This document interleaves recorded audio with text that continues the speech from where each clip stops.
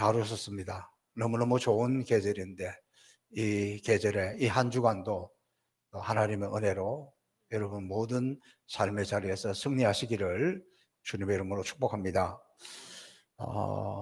그야말로 완연한 가을이죠. 그러나 지나간 여름을 생각해 보면 금년 여름은 모든 것이 우리를 힘들게 했습니다. 코로나에, 긴 장마에, 폭우에, 태풍에 아주 징글징글하다고 해야 될까요? 그렇게 힘들게 지나갔습니다. 그러나 이 또한 지나갔고 또 남은 코로나 역시도 이 또한 지나가게 될 줄로 확신합니다. 하나님께서 저에게 주신 축복 중에서 가장 귀한 것이 뭐냐? 저는 걷는 거예요. 여러분, 하나님이 우리 인간에게 직립보행을 할 수 있도록 걸어 다닐 수 있도록 만들어 주셨다는 것, 이게 얼마나 큰 축복인지 모릅니다. 그래서 우리는 걸어야 삽니다. 시작. 걸어야 삽니다. 여러분, 이렇게 걸어야 돼요. 걷는 것이 우리는 무엇보다 소중하게 생각해요. 내가 걸을 수 있는 걸 소중하게 생각해야 돼요. 그리고 감사하게 생각해요. 그리고 하나님이 이렇게 걷도록 해줬으니까 똑바로 걷도록 그렇게 우리 노력을 해야 됩니다. 저는 원래 팔자걸음이었습니다. 그런데 이렇게 걷기를 시작하면서 본격적으로 덜에 나가서 걷기를 시작하면서 걸음이 반듯해졌습니다. 요즘 제가 들판을 걸으면서 감사한 것은 사람이 많이 없으니까 마스크를 벗고 걸어요. 마스크를 벗고 걷는다는 것이 얼마나 감사하고 얼마나 행복한지 몰라요. 그전에 당연했는데 지금은 그게 너무 행복해요. 그리고 이 황금 불판 벌써 막 별을 베기 시작해요. 한쪽에는 셋강, 한쪽에는 벌판. 그것을 거닐다 보면 저절로 찬양이 나와요. 저절로 기도가 돼요. 그리고는 많은 생각을 하게 됩니다. 자연 속에서 걸으면서 생각하는 것이기 때문에 깊이 생각합니다. 우리 인간은 깊이 생각할수록 인간의 욕심과 인간의 이런 것들을 자꾸 내려놓고 주님을 바라보고 하나님을 바라보게 됩니다. 그러면 하나님의 심정을, 하나님의 그 마음을 느끼게 된다는 것입니다. 저는 우리 성도들이 또 우리 모두가 이 좋은 계절에 좀 많이 걸으면서 깊이 생각하는 그런 계절이 되기를 주님의 이름으로 축복합니다. 여러분, 이솝 우화에 보면 수많은 이야기들이 나오는데 그중에 염소 이야기가 나와요. 염소 두 마리를 이렇게 요 정도 띄워서 둘이를 하나로 이렇게 끈으로 묶어 놓았습니다. 그리고 서로 양쪽에 먹이를 둬요. 그러면 사람이 그러는 것뿐만 아니라 짐승도 먹을 것 가지고 싸울 때는 생존이기 때문에 죽기 살기로 싸워요. 서로 자기 쪽으로 가려고. 죽기 살기로 하니까 서로 조금 왔다 갔다 할 뿐이지 하루 종일 아무것도 못 먹어요. 그러다가 이 염소들이 뭘 깨닫냐 그러면 이러다가 다 굶어 죽겠구나 생각하고 하나가 먼저 양보해서 이쪽으로 가서 같이 먹어요. 이거 먹고 나면 그 다음에 이쪽으로 가서 같이 먹어요. 그럼 둘 다 같이 먹는다니까. 그래서 이것을 통해서 이들이 깨닫는 것이 뭡니까? 너도 잘 때고 나도 잘 때는 그런 원리를 깨닫게 되는 거예요. 우리 요즘 많이 쓰는 것이 팀워크이라 그래요. 팀워크. 이 팀워크가 뭡니까? 서로가 서로를 먼저 생각할 때 하나가 되고 팀이 돼요. 그가 잘 되는 것이 내가 잘 된다는 생각을 해야 합니다. 우리나라 선수들이 축구를 좀 이렇게 뛰어나는 친구들이 유럽에 가서 하잖아요. 그럼 유럽 친구들이 한국 선수에게 공을 잘 안 줘요. 그 팀이 이길까요? 질까요? 그럼 안 되는 것이. 같은 팀이라고 생각을 해야지. 왜 동양에서 온 사람이라고 공을 안 줘?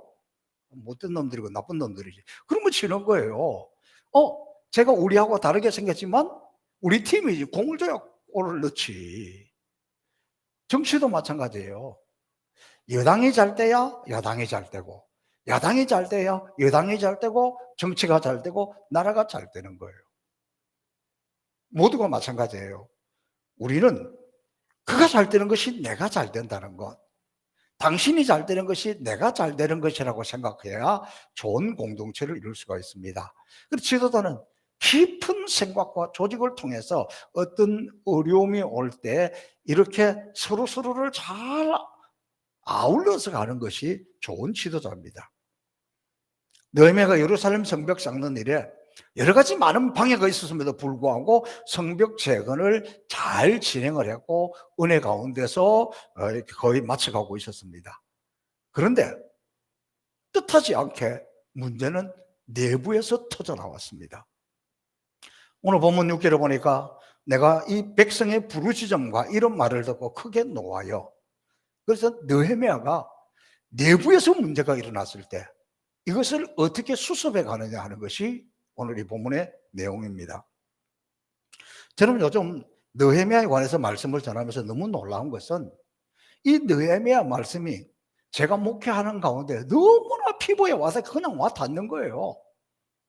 여기 어떤 주석이나 다른 책에는 필요가 없어. 왜? 이 말씀이 곧 이 우리 목회하는, 또 우리 교회 목회하는 현장하고 똑같은 것 같아. 그러니까 이게 얼마나 실감나게 와닿는지 몰라요. 제가 오늘 이 본문을 이렇게 보면서도 제가 이 송포교회 처음 부임할 당시에는 다툼과 분열과 상처투성이었습니다. 그런데 그 초기에 하나님은 은혜를 베풀어 주셨습니다. 분열과 다툼, 즉 싸움을 할 때에는, 다툴 때에는, 다투면서 소곤소곤 다투는 사람 있어요? 악악하잖아요. 에너지가 넘쳐요. 엄청난 에너지가 있어요. 그래서 죽기 살기로 싸워요. 그런데 하나님의 은혜가 임하면 그 강한 에너지를 가지고 하나님은 새로운 역사를 만드는 거예요. 저는 아마도 우리 교회가 평범하고 평안했더라면 그런 역사를 경험하지 못했을는지도 모릅니다. 그런데 하나님께서 은혜를 베풀어 주셔서 마치 느헤미야가 예루살렘 성벽을 쌓으면서 백성들이 마음이 하나가 되고 큰 역사를 이루었던 것처럼 우리 이 행복의 동산 송포교회도 이 느헤미야에게 일어났던 그 은혜가 그대로 임했어요. 그래서 그때는 교인들이 많지 않음에도 불구하고 그 힘을 모아서, 여러분 잘 모르는 분도 계시겠지만 우리 이 옹벽이요 높이가 6.2m나 돼요. 길이가 160m나 돼요. 산을 다 깎아내리고요, 이 비전센터 짓고 이 본당도 그때 리모델링 새로 하고 저기 우리 부목사님 사택 짓고 여기 카페도 짓고 이 공사들을 그렇게 정말 하나님 은혜 가운데로 이렇게 열심히 건축하고 또 잔디밭을 만들고 또 과일나무를 심고 이렇게 아름답게 단장했습니다. 저는 이것을 보면 너무너무 감사하고, 지금은 우리 교회 구경하러 오시는 분이 있다니까. 이번 주중에도 그렇게 오셨어요. 보고 사과 2개 따가지고 목사님 너무 예쁘고 좋아요, 너무 부러워요. 특별히 젊은 목사님들이 우리 교회를 방문하면은요, 이게 내가 꿈꾸는 교회인데, 내가 목회하고 싶은 곳인데 나보고 물러가라고 하는 것인지 그렇게 행복해하고 바라봅니다. 그러나 이것이 그냥 이루어진 것은 아니에요. 이것은 우리가 조금 전에 찬송했던 것처럼 이 교회 위하여 눈물과 기도로 내 생명 다하기까지 늘 봉사합니다. 정말 이런 마음으로 몸으로 이렇게 헌신하고 봉사하고, 틈만 나면 교회 와서 공사하고, 또 힘에 지나치도록 물질로 헌금하고, 또 특별히 오늘 느헤미야 시대에 바룩같이 힘써 헌신하고 봉사한 분들의 노고가 있었습니다. 이것이 정말 하나님의 은혜요, 하나님의 역사이지 그렇게 적은 인원을 가지고 어떻게 이렇게 할 수 있었을까? 사람이 할 수 있는 일이 아니었습니다. 여기는 재정적인 문제뿐만이 아니에요. 시청에서, 구청에서 행정적인 이런 일들도 이거 하나님의 도우심이 아니고는 할 수 없는 기적들이었습니다. 이런 것들을 생각하면 우리는 만입이 있어도 감사하고 또 감사하며 살아야 할 축복받은 성도들입니다. 그러나 사람은 은혜와 축복은 쉽게 잊어버립니다. 오늘의 말씀을 통해서 우리 다시 한번 하나님의 그 회복시켜 주셨던 그 은혜를 회복할 수 있기를 바랍니다. 당시 이 내부의 문제는 백성들의 입에서 오르내리는 불평하는 것으로 그 모습을 알 수 있습니다. 여러분, 외부의 문제는 우리가 잘 대처해서 극복을 하는데 내부의 문제는 예상외로 쉽게 무너지는 수가 있습니다. 내부의 문제는 불평에서부터 시작됩니다. 내부의 문제는 불평에서 시작된다. 시작. 그렇습니다. 이 내부의 문제는 오늘 이 본문에도 불평에서 시작되는 거예요. 근데 1절에 보니까 때에 백성이 그 아내와 함께 크게 부르짖어 그 형제 유다 사람을 원망하는데, 그 아내와 함께 한다는 것은 온 가족이 원망스럽다는 거잖아요. 그러니까 그만큼 크게 환경적으로 보면 힘들었는데 그 문제들이 뭐냐 이렇게 살펴보니까 첫 번째는 갑자기 인구가 많아진 거예요. 그것은 처음에 바벨론 포로로 잡혀갔던 백성들이 고레스의 허락을 받고 스룹바벨을 중심으로 1차 돌아왔고, 2차 에스라를 중심으로 해서 돌아왔고, 3차 느헤미야를 통해서 또 이렇게 몰려오게 된 거예요. 여러분, 갑자기 인구 문제가 많아지니까 무슨 문제가 생기겠어요? 집도 문제가 생기고 먹는 것도 문제가 생기고 이런 막 어려운 일이 생기잖아요. 그런데 두 번째는 마침 엎친데 겹친격으로 흉년이 드는 거예요. 먹을 게 없는 거예요. 그러니까 오늘 이 본문에 보니까 우리의 밭과 포도원과 집이라도 전당 잡히고 이 흉년을 위하여 곡식을 얻자. 그러니까 가지고 있는 집, 포도원, 밭 다 전당 잡혀서 우선은 먹고 살아야 되니까. 거기다가 더 결정적으로 원망하게 만드는 것들은 뭐냐 그러면 과중한 세금 때문이었습니다. 우리는 밭과 포도원으로 돈을 빚내어 세금을 바쳤도다. 이렇게 설명하고 있잖아요. 이 당시 권력 잡은 자들의 횡포가 백성들이 어려운데도 막 더 쥐어짜고 있었다는 것을 말하고 있습니다. 이 백성들이 이런 원망의 소리를 들은 유다 총독 느헤미야는 이때 어떻게 했느냐? 그런 것을 보면서 크게 분노했다는 거예요. 내가 내 백성의 부르짖음과 이런 말을 듣고 크게 놓아요. 근데 원래 이 느헤미야는 온유한 사람이었습니다. 그런데 이것을 보고는 분노하지 않을 수가 없었다는 거예요. 느헤미야는 의분입니다. 연약한 백성들에 대해서 지금까지 자기와 함께 앞장서서 일했던 권력자들이, 힘 있는 자들이 행패를 부려가지고 백성들이 이렇게 지금 힘들게 되었고 세금을 너무 과도하게 걷어서 힘들게 되었다는 거예요. 지금이 어느 때입니까?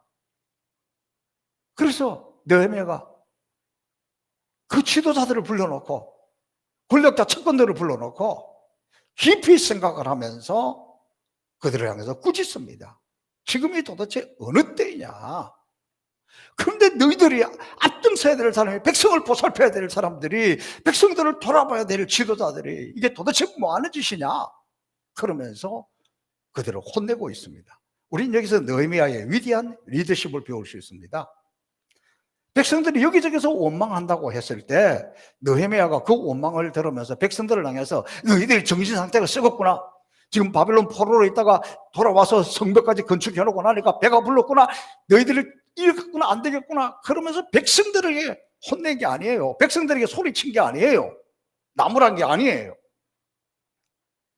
백성을 나무라는 것이 아니라 먼저 잘못된 권력의 측근 리더들을 향해서 채찍을 들었던 것입니다. 백성을 나무라는 지도자는 성공할 수 없습니다. 왜냐하면 민심이 천심이고 백성을 섬기는 것이 근본이기 때문입니다. 어느 정권에서나 시간이 지나가게 되면 점차 측근 권력 사람들의 비리가 터져나오게 되어 있어요. 어느 정권이나 마찬가지예요. 그러나 그때 어떻게 하느냐, 그게 중요한 거예요. 느헤미야는 측근들을 향해서 채찍질을 하고 측근들을 향해서 호통을 치면서 백성들에게 그러지 못하게 했습니다. 여기저기서 백성들의 원망과 불평이 나올 때 그것을 귀담아 듣고 측근들에게 꾸짖고 고치지 못하고 자기 사람만 믿고 끝까지 고집하다가는 그 공동체는 망할 수밖에 없다는 것을 가르쳐주는 역사적인 교훈입니다. 제가 종종 이런 이야기를 합니다. 목사가 장로님들하고 싸워서 당해가지고 장로들 다 싸워가지고 이겼다? 그거는 부족한 사람이에요. 지금은 논리적으로 말을 잘해가지고 이겼을는지 모릅니다. 그러나 그 당해 되겠습니까? 마음이 멀어졌는데? 그러면 그 목회하기 어려워요. 장로님들이 집사님들하고 싸우고 권사님들하고 싸우고 이겼다? 그 지는 거예요. 이긴 것처럼 보여도 결국은 지는 거예요. 교인들이 세상에 나가가지고 세상 사람들하고 막 말싸움 해가지고 막 그래서 이겼다? 그러면 복음이 안 전해지는 거예요. 지금 느헤미야가 그걸 우리에게 가르쳐주고 있잖아요. 이게 느헤미야는 그런 이야기를 들을 때 백성들에게 나무란 것이 아니라 자기 측근들에게 호통을 치면서 그냥 쓴소리 한마디 하는 걸로 끝나는 게 아니에요. 구체적으로 대책을 세워줍니다. 첫 번째, 어려울 때 먹고 살만한 지도자들이 고리대금을 해가지고 백성들의 그 피를 빨아먹는 것을 그치라. 단순히 고리대금을 그치는 것이 아니라 그동안에 빼먹은 것, 그동안에 이렇게 받아 챙긴 것, 그동안에 쌓아놓은 것 다 100분의 1 돌려줘라. 그 다음에 세 번째, 이 모든 것이 하나님과 연관되어 있다는 겁니다. 느헤미야는 우리가 이렇게 된 것에는 영적으로 타락했기 때문이다. 유대인들, 리더들의 타락이 어디서 왔느냐? 지도자들의 타락이 어디서 왔느냐? 하나님을 경외하는 것이 식었다는 거예요. 모든 결정이 하나님을 경외하는 것에 초점을 맞춘 것이 아니라 권력을 가지게 되니까, 힘이 있게 되니까, 괜찮아지니까 점점 사람의 생각을 따라가다 보면 리더들이 세상적이 되고 리더들이 영적으로 행하는 것이 아니라 세상적으로 가면 반드시 사단이 들어와서 원망과 불평을 심어놓는 거예요. 여러분, 저를 위해서 기도 많이 해야 되는 이유가 뭐냐? 담임 목사가, 위임 목사가 하나님께로 가까이 가고 하나님의 뜻과 하나님의 말씀이 아니라 자꾸 자기 생각으로 교회를 이렇게 하려고 저렇게 하려고 하고 그러면 어떻게 되겠어요? 그러면 사탄이 들어오는 거지. 당연도 마찬가지예요. 모두가 마찬가지예요. 안정해지고 괜찮아질수록 더 하나님의 뜻을 묻고 하나님께 엎드려야 되는데 자꾸 자기를 내세우는 거예요. 그러면 안 된다는 것이죠. 교회에서도 리더들이 정말 중요합니다. 왜냐하면 그것이 나도 모르는 사이에 흘러가기 때문이에요. 여러분, 가정에서도 가장이 교회에서는 직분을 가지고 있는데 집에 가서 그냥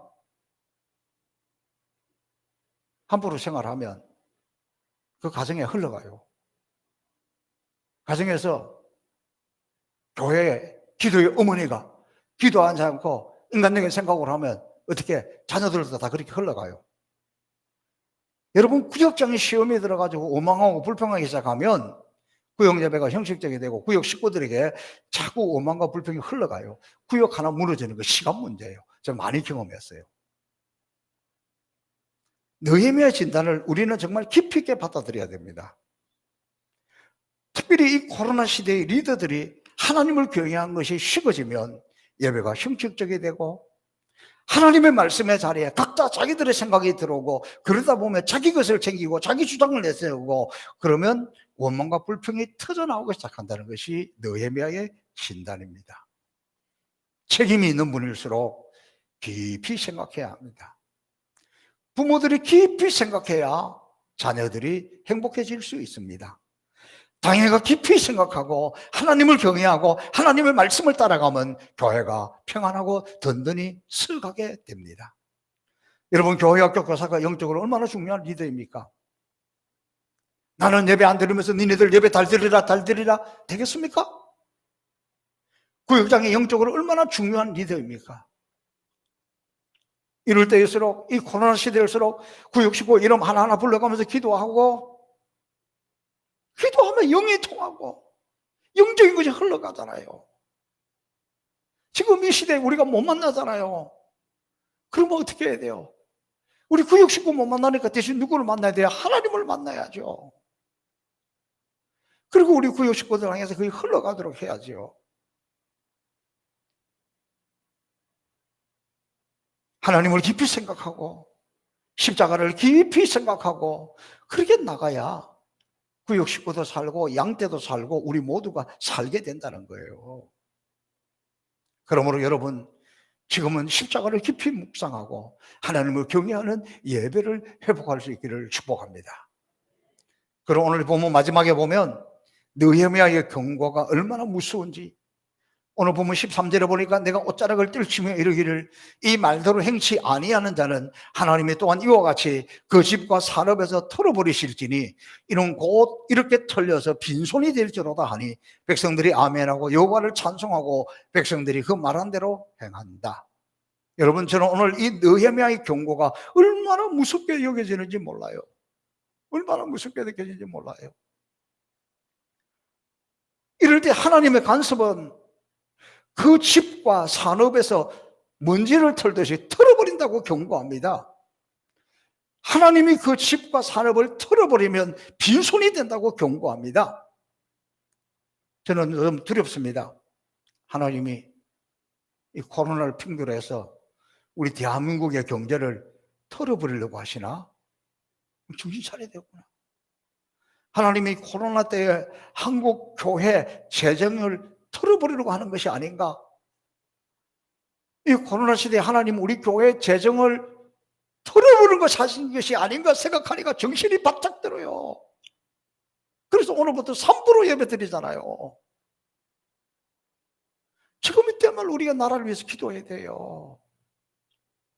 막 우리 지금 대한민국 국가적으로도 국간이 막 털려가고 있어요. 한국교회 국간이 막 털려가고 있어요. 그런데 우리가 이것을 모르고 하나님의 경고인지를 모르고 그렇게 하면 어떻게 되겠어요?